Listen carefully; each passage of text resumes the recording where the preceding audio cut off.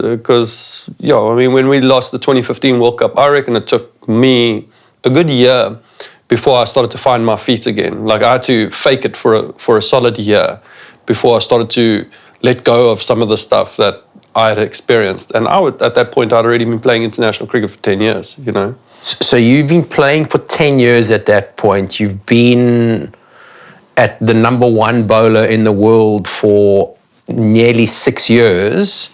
You bowl the final over in a World Cup semi-final against New Zealand. They're chasing 11 runs of the last over, and they get that 11 runs off your over. So you're saying to me after 10 years, and you're someone who's really social media savvy, you've been on it right from the beginning, and it's taken you a year to recover from that experience of that one over and the repercussions of that. Yeah, definitely. I think it took me a year to recover from it. And then I don't think I was ever quite the same in a cricket sense after that. Like, I don't have to go and look at my stats to tell you, but my best years were up until 2015.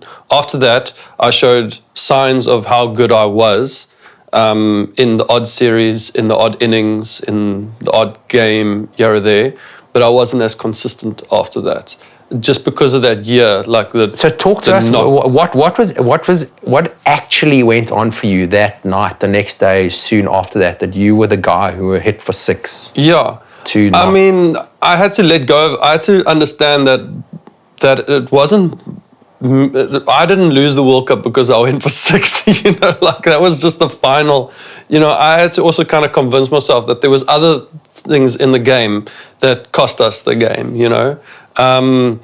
But that was I will be remembered as that final moment, because I bowled that ball and everything. So it took a long time, but the next day you kind of wake up and it's gone, it's finished, and you're already starting to focus on the next thing that's coming up. But it had taken us like 3 years to prep for that World Cup. There was tours, there was camps that we went on, there was preparation, there's game plans, and all of that kind of stuff. And then you lose a cricket game. And then the next day, you're just at zero, Like you're at the bottom of the mountain now, You're staring at it again, and you got to just kind of carry on with life.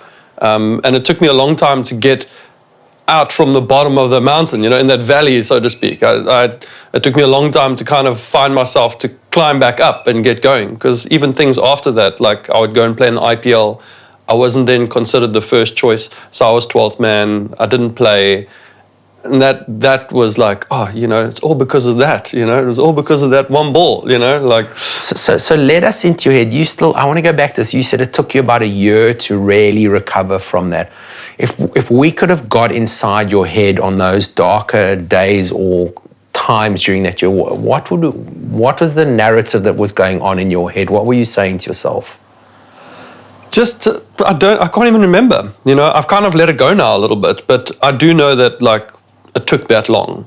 But even in lockdown last year, I remember sitting in lockdown, we were sitting at the house, had total boredom, and they were playing the games over on TV.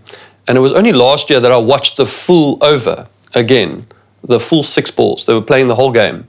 And when I got hit for 6, I literally just broke into tears and I had to go and stand outside. Now, I understand that we were in lockdown. Everyone was depressed already.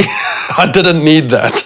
But anyway. So you were watching last year, which is 6 years later, and you walked outside watching that, broke down into tears, and had to walk out the house. Yeah, it was the first time I'd watched the 6 balls again. I can't tell you, whilst I sit here right now, I can't tell you the order in the 6 balls that I bowled, because I just wanted to forget it so badly that I was like, I'm never going to kind of remember it again,